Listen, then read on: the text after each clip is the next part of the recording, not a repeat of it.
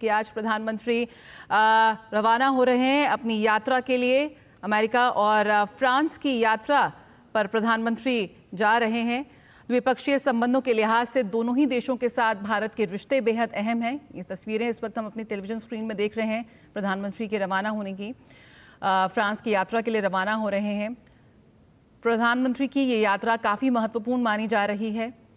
दोनों देशों से विभिन्न क्षेत्रों में जो बेहतर सहयोग की उम्मीद और अपेक्षा हम यहाँ पर करते हैं, तो रक्षा, व्यापार और सामरिक भागीदारी पर केंद्रित होगा फ्रांस का ये दौरा।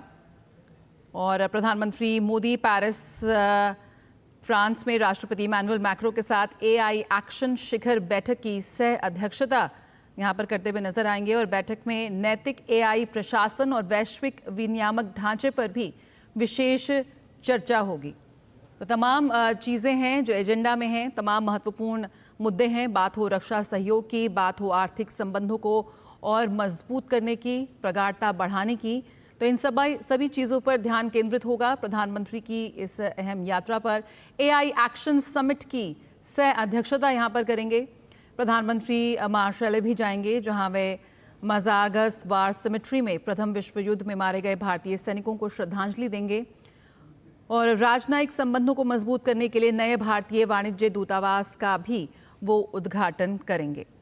और प्रधानमंत्री की फ्रांस की यात्रा को लेकर वहां मौजूद भारतीयों में भी काफ़ी उत्साह है। एआई जो समिट है वो भारत फ्रांस की साझेदारी के लिए एक महत्वपूर्ण अवसर होगा।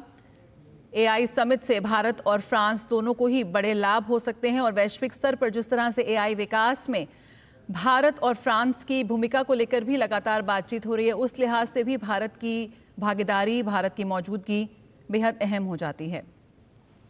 उम्मीद कर सकते हैं कि इस सम्मेलन में नई एआई नीति या समझौते की घोषणा होने की भी उम्मीद हो सकती है।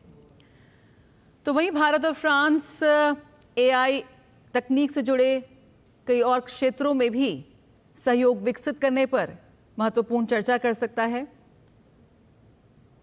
भारत और फ्रांस संयुक्त रूप से कोई एआई इनोवेशन सेंटर स्थापित कर सकता है, या एआई के क्षेत्र में भारत फ्रांस सहयोग के